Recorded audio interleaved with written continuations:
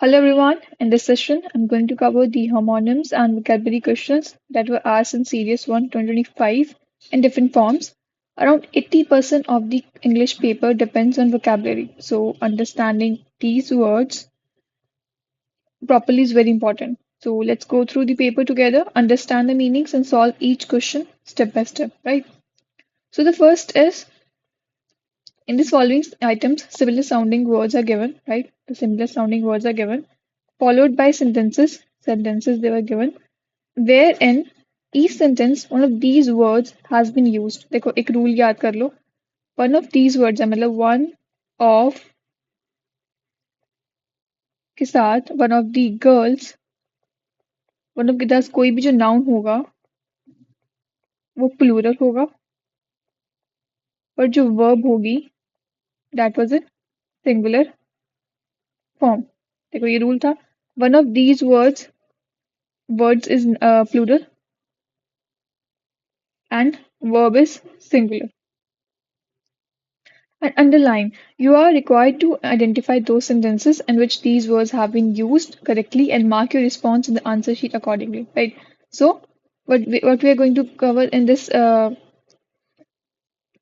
26 to I think this 5 question was asked about these same harmoniums. So we're going to cover each question in detail. Let's start with the first question. First is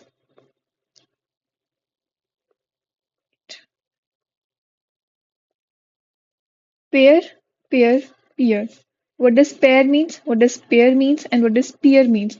हमें पता है pear is fruit. ठीक है, pear is a fruit. ठीक है, wait. Pear is a fruit, right?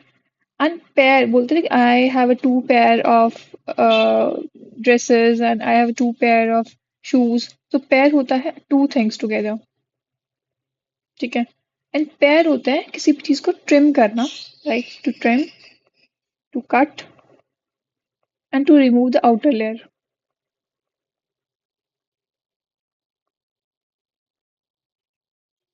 Right. So let's read the sentences. It is important to pair the branches of a tree to prevent excessive growth. ठीक है, that is very like it's fit. This pair is perfectly fit in this sentence. It is important to pair. Pair का मतलब होता है ठीक है, pair का मतलब होता है trim करना. तो ये बहुत important है कि हमें trim करनी चाहिए branches of a tree to prevent excessive growth. The pair of trees looked identical from a distance. क्या ये सही बात है? That is exactly correct. Pair means two things together. So here it refers to two trees together, right? Two trees together. So next is the pear tree. Pear tree is also correct. Pear is a fruit, so the pear tree gives pears every year. So example pear juice, pear orchard. So the pear tree was revered by the children of the locality. The bounty it offered each year. So 1, 2, and 3 are correct options. Next is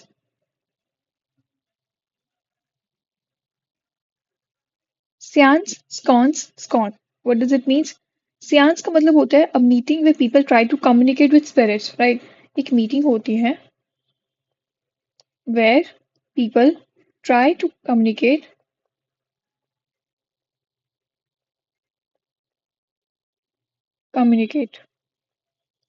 right?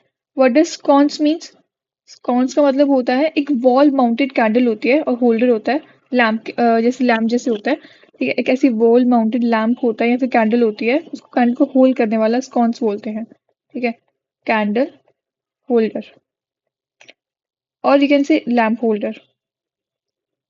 स्कॉन का मतलब होता है स्कॉन का मतलब होता है एक small baked food, जिसकी ब्रेड हो गया, पेस्ट्री हो गई. ठीक है, ब्रेड हो गया, पेस्ट्री हो गई. तो let's read the sentences. Those who practice spiritualism. What is spiritualism? ये क्या है हमारे पास जिससे ISM से एंड होते हो वो वर्ड्स कौन से होते हैं? नाउन होते हैं, याद रखना. Are at times seen to participate in a seance. Is it correct? जो प्रैक्टिस करते हैं स्पिरिचुअलिज्म में are at times seen to participate in the seance. Spiritualism involves contracting spirits. So such meetings are called seances. It's correct. Next is they enjoyed eating the scones that were served to them in an exclusive club. Scones का मतलब क्या होता था? Candle holder, right? Candle holder. But इसमें इन्होंने किसकी बात करी है? इसमें इन्होंने बात करी है स्कॉन की, राइट? तो स्कॉन्स वर सर्व्ड, मैंने बताया था ब्रेड और पेस्ट्री वर सर्व्ड, तो दे enjoyed eating the scone, यहाँ स्कॉन आना था, स्कॉन्स नहीं आएगा। Next is the scone reading on the graph indicated the correct value output of the experiment. Is it correct? बताओ। The scone reading, scone is a food, right? Scone एक food होता है, it is not a measurement. कोई भी term जो है इसमें use नहीं करी गई है, इट इज इनकरेक्ट। इसका आंसर आएगा हमारे पास वन ऑप्शन ओनली। ठीक है, स्कॉन रीडिंग ऐसा कुछ था वर्ड, इन तीनों में से कोई ऐसे मैच करता है? नहीं करता ना। किसी भी ग्राफ पे स्कॉन रीडिंग हो जो इंडिकेट करती है correct value output of the experiment, ऐसा कुछ यूज नहीं हुआ है, तो only one first option is correct. Next आता है हमारे पास 28, ट्रूइज्म ऑल्ट्रिज्म। ये बहुत इजी वर्ड है। ट्रूइज्म का मतलब होता है ट्रू, ट्रू से रिलेटेड। ठीक है, ट्रूइज्म का मतलब होता है ट्रू या फिर ऑब्वियस स्टेटमेंट। और ऑल्ट्रिज्म का होता है बेसिकली एक सेल्फलेस कंसर्न होता है किसी के लिए। ठीक है, सेल्फलेस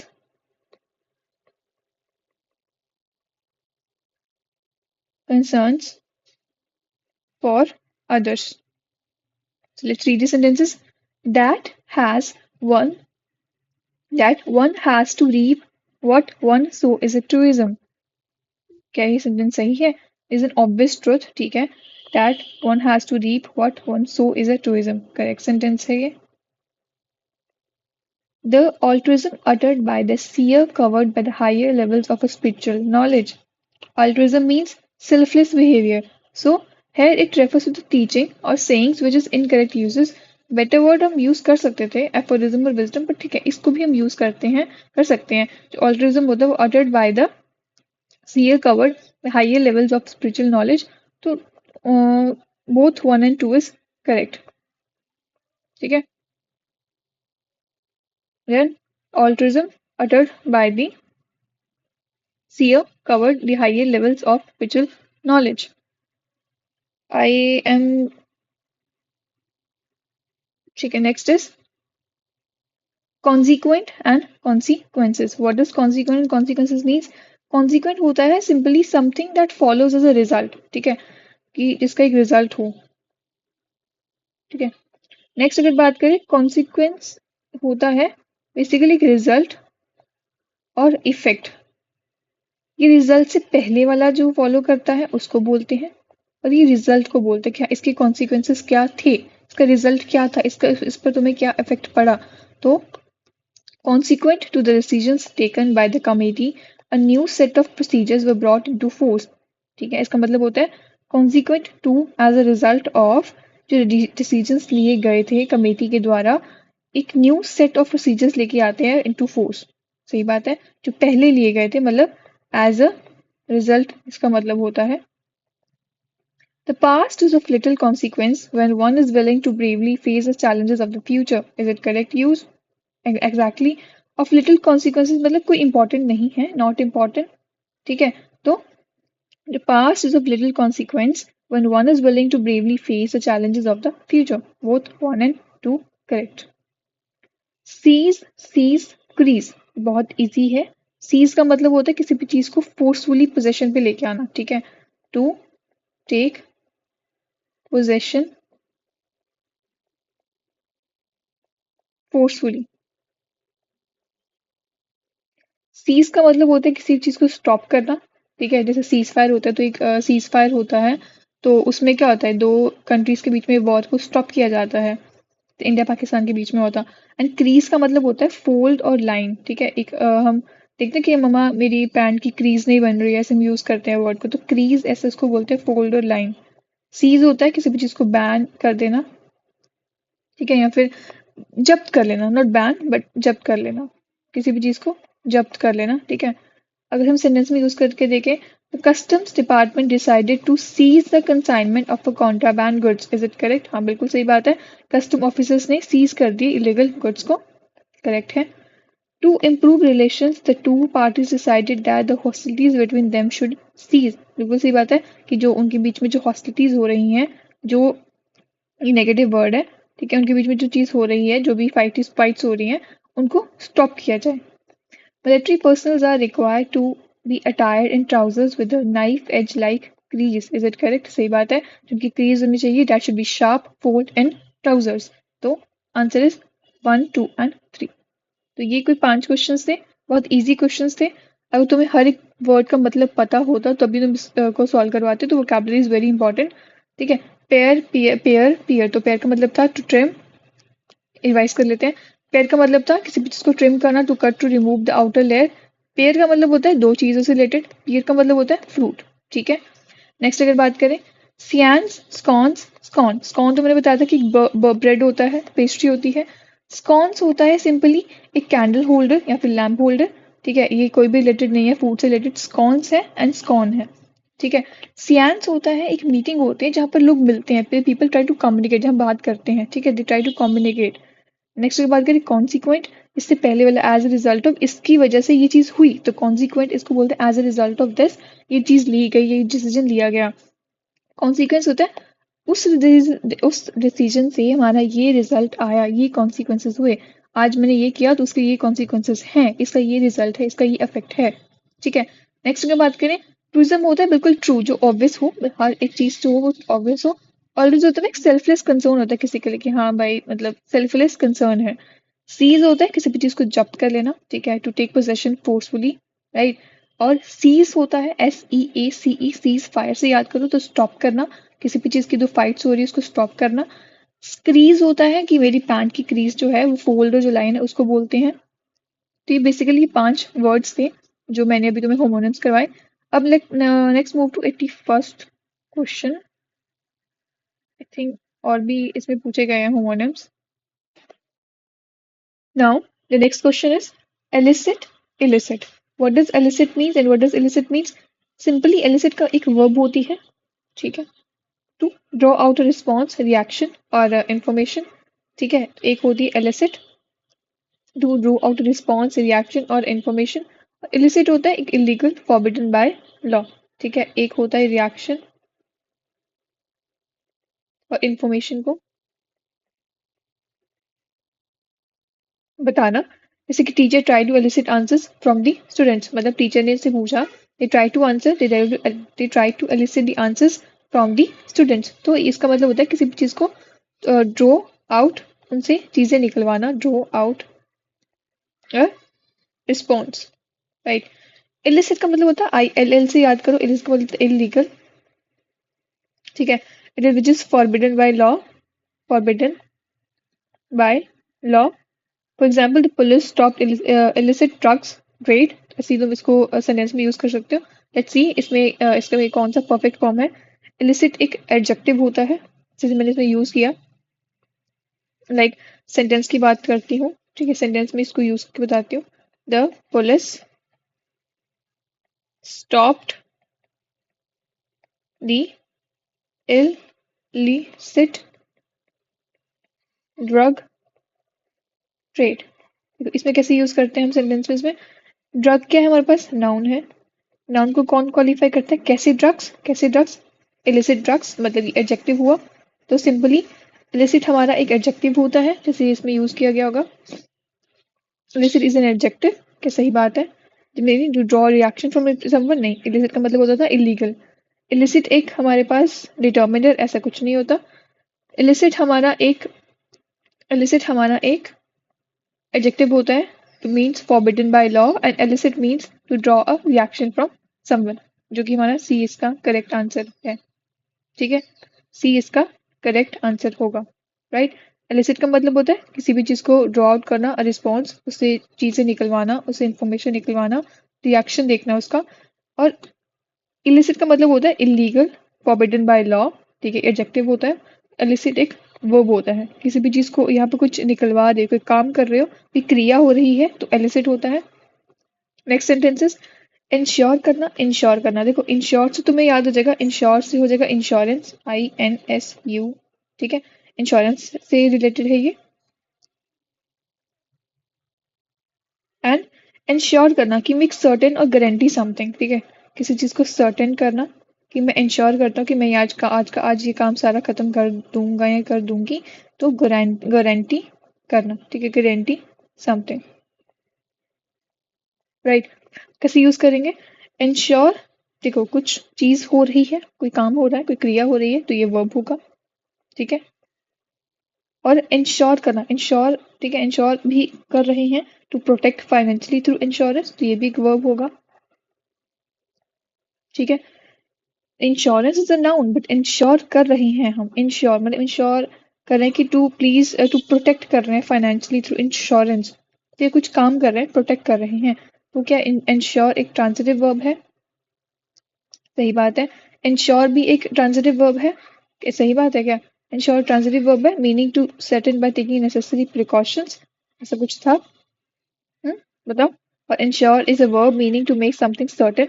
इंश्योर एक डिटर्मिनर है? बिल्कुल नहीं। इंश्योर एक डिटर्मिनर है? नहीं है। इंश्योर एक एडजेक्टिव है? बिल्कुल नहीं, तो इसका आंसर हो जाएगा हमारे पास first option, that is insure. दोनों ही ट्रांजिटिव वर्ब्स हैं, meaning to make something certain, and insure to make meaning to make certain by taking necessary precautions और guarantee something. Compare and compete का मतलब क्या होता है? देखो, कंपेयर सिंपली हमें पता है कि किसी चीज को, दो चीजों को कंपेयर करना, ठीक है। कंपेयर का मतलब होता है basically to similarities, similarities.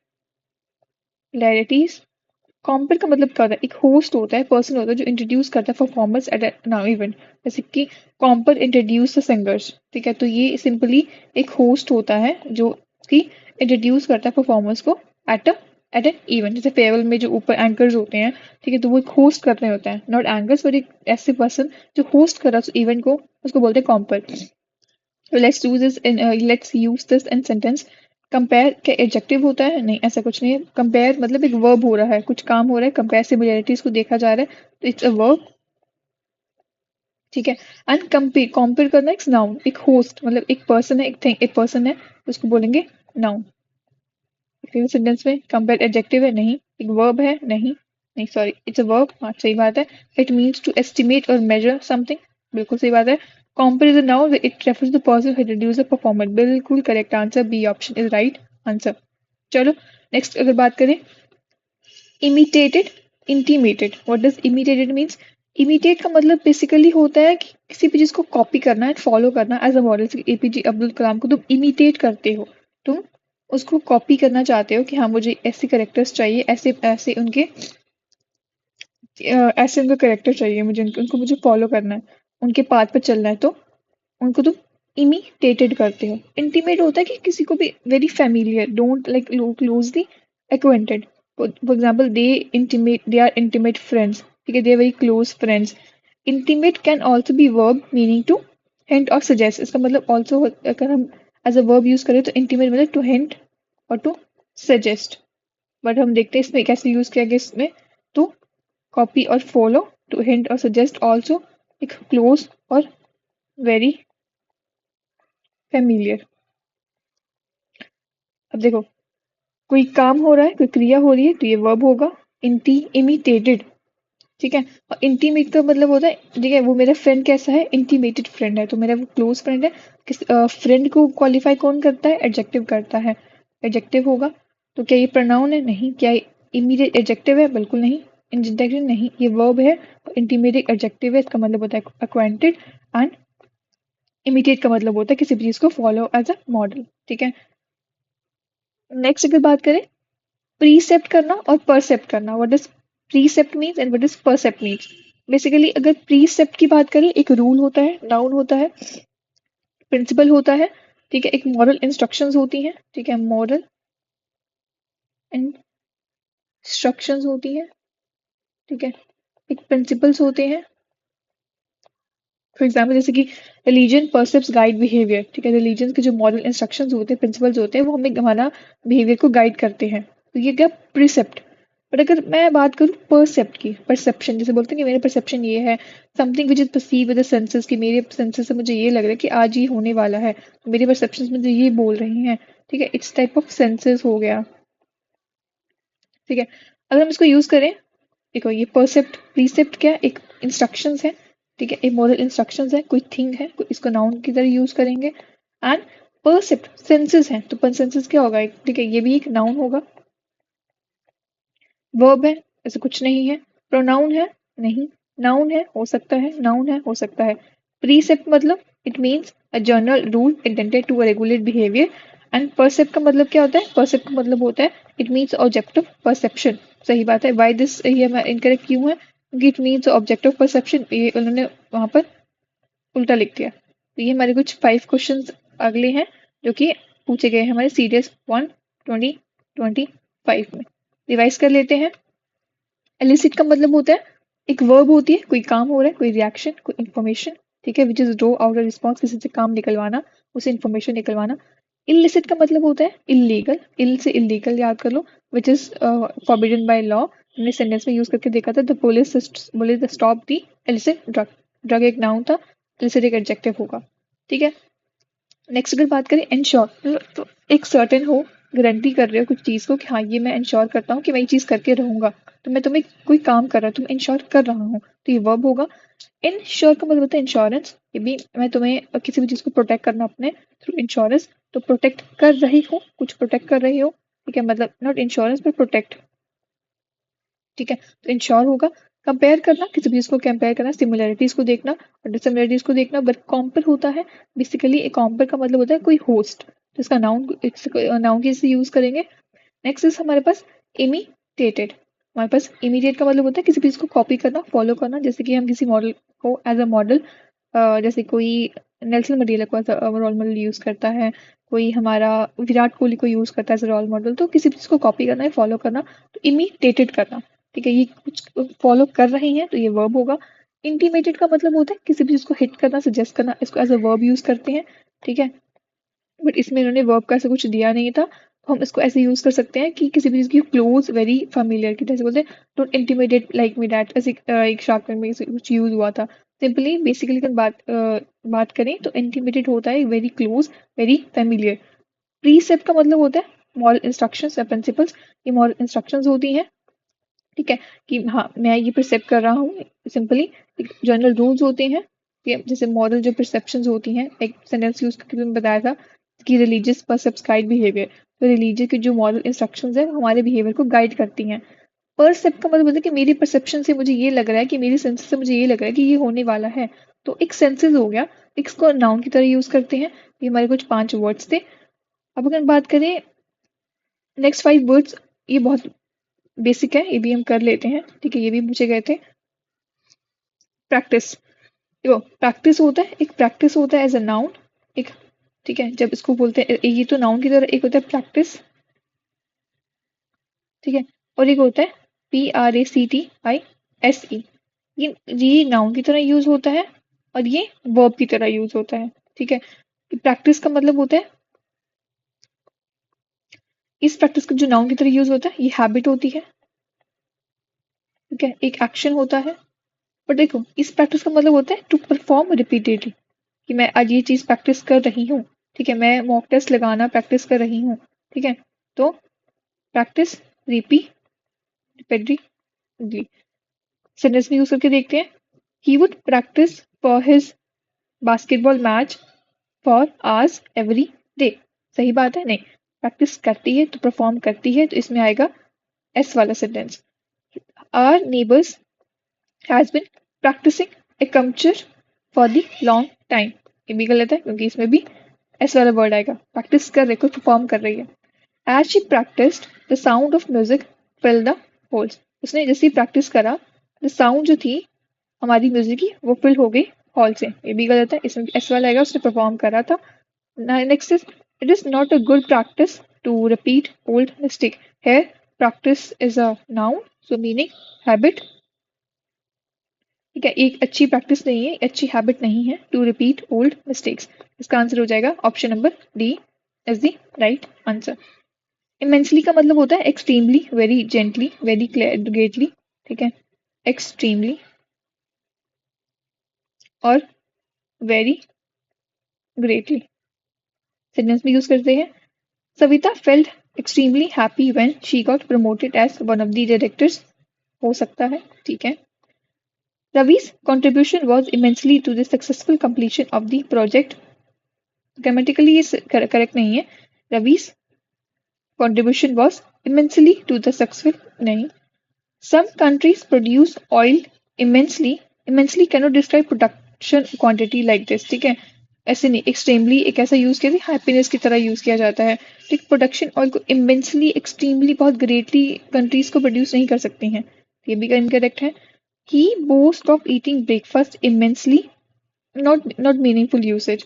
He boasts of eating breakfast extremely and falls sick often. ठीक है, तो हमारा सबसे पहले जो करेक्ट सेंटेंस है वो इमेंसली का होगा, फर्स्ट ऑप्शन. इनसुपेरेबल इसका मतलब होता है which is impossible to overcome. ठीक है, इम्पॉसिबल टू ओवरकम. जैसे कि difficulty see which is presented by the situation seem to be insuperable. सही बात है, difficulty is impossible to overcome. Group went impossible to overcome for the weeks during the agitation until the demands were met. Insuperable cannot describe people's behavior. Simply ये बताता है कि जो चीज़ है उसको ओवरकम नहीं कर सकते हैं. ये कुछ बिहेवियर के बारे में नहीं बताता है. Next is insuperable element in the whole engagement was the leader herself. Insuperable element ऐसा कुछ नहीं होता.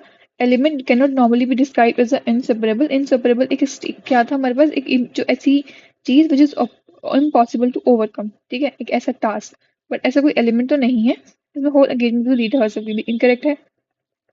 The hostel administration remained unsuperable for a month. मतलब insuperable does not mean stubborn. एक ऐसा hostel administration था वो stubborn रहा. ठीक है, वो insuperable रहा, which is ऐसा कुछ यूज नहीं है सेंटेंस में, भी गलत है. हमारा करेक्ट आंसर हो जाएगा फर्स्ट ऑप्शन. The situation थी difficult situation which is presented by the situation seemed to be insuperable. देखो इन्होंने ऑप्शन में ये लिखा है the word used correctly. ठीक है, तो हमने वो मार्क करना है जो उसमें करेक्टली यूज किया गया है. अब बताए अमोरल. ठीक है, अमोरल होता है lack of sense of morality. ठीक है, जिसको बिल्कुल सेंस नहीं है. ठीक है, अमोरल होता है. Murders can be categorized as an amoral act. नहीं, मर्डर एक इमोरल एक्ट होते हैं, ना कि अमोरल होते हैं. तो ये इनकरेक्ट सेंटेंस हो गया. We must send out messages that we are not an amoral society. Use कर सकते हैं. ये हमारे पास एक लैक ऑफ सेंस है. हम एक मैसेज भेज रहे हैं that we are not an amoral society. It is immoral to cheat the one of the one who loves you. बिल्कुल नहीं, यहाँ पर इमोरल होना चाहिए था. ये ऐसा कुछ नहीं है, ये कोई लैक ऑफ सेंस की बात नहीं है. The pursuit of victory at all cost allows for the immoral conduct. ऐसा कुछ नहीं है. ग्रामेटिकली पॉसिबल है बट जो इंटेंडेड मीनिंग है वो सही नहीं है. जो परस्यूट ऑफ विक्ट्री है at all cost allows immoral conduct. ठीक है, अब मैं तुम्हें एक वर्ड बताया था इमोरल, और का मतलब क्या होता है. एक था हमारे पास अमोरल.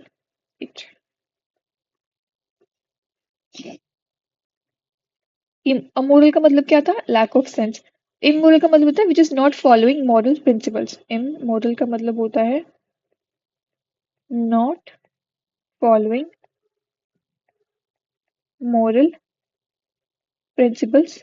ऑल्सो मॉरली ये गलत है, मीन जो अनएथिकल हो. अब सेंटेंस में यूज करके देखो.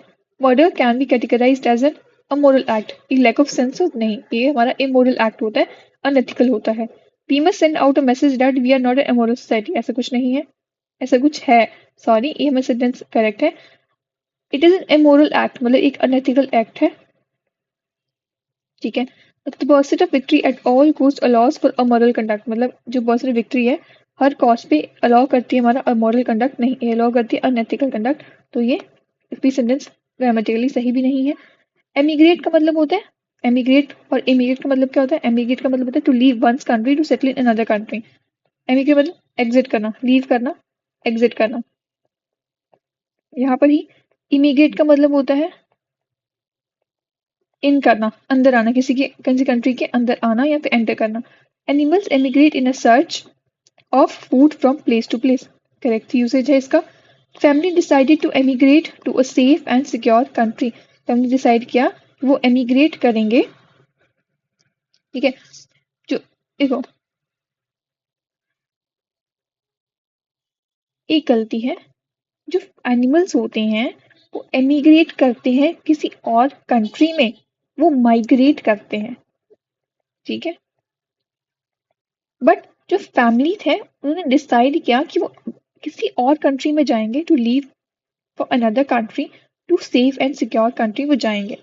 तो ये इसका करेक्ट यूसेज नहीं है, ये इसका करेक्ट यूसेज है, workers emigrate from province to province in search of seasonal jobs. वो क्या प्रोविंस से प्रोविंस अगर कहीं जा रहे हैं तो that is not a country, वो एक प्रोविंस है, तो वो माइग्रेट करते हैं वो भी। New laws were being enacted to control immigration into the country. अब मैंने इनटू की बात की थी तुम्हें, इनटू में हम क्या यूज करते थे, कभी जहाँ आ रही हैं इन कर रही हैं, तो इमिग्रेशन की बात हो रही थी, immigration into the country. So ये इनकरेक्ट है, correct usage is option number B, the family decided to emigrate, ठीक है, मीन्स टू लीव और एग्जिट। तो ये कुछ सेंटेंसेस हमने इसको क्वेश्चन को सॉल्व किया। प्रैक्टिस एक एज अ नाउन यूज करते हैं, ठीक है। प्रैक्टिस को जब हम एज अ नाउन यूज करते हैं इसका मतलब हैबिट और एक्शन होता है। एस जब हम यूज करते हैं इसको एज अ वर्ब यूज करते हैं, to mean perform a repeatedly action, ठीक है, कोई चीज को रेपिटेडली करना। इमेंसली मतलब होता है किसी एक्सट्रीमली, वेरी ग्रेटली। तो नेक्स्ट की बात करें तो अमोरल का मतलब होता है lack of sense of morality, कुछ सेंस नहीं है। बट अगर हम इमोरल की बात करें, इमोरल का मतलब होता है unethical, which is morally wrong, ठीक है, सही नहीं है, which is not following a moral principles. Emigrate की बात करें, एमिग्रेट से एग्जिट होना मतलब किसी कंट्री किसी अनदर कंट्री में जाना। माइग्रेट होता है सेम कंट्री के अंदर माइग्रेशन भी हो सकती है, बट एमिग्रेट होता है leave for another country. Immigrate होता है इन मतलब किसी कंट्री के अंदर आना, इन करना, एंटर करना, इनटू करना, तो मतलब इमिग्रेशन यूज करते हैं। ये कुछ होमोफोन्स थे हमने जो भी सॉल्व किए। Thank you. और अगर ऐसी कुछ और वीडियोस चाहिए इसी की वोकेबलरी की तो मैं आप मुझे नीचे बता दो कमेंट करके, मैं तुम्हें next videos with in 2 to 3 days मैं अपलोड कर दूंगी, बिकॉज प्रैक्टिस ही इम्पॉर्टेंट है, ठीक है। तो थैंक यू एवरीवन।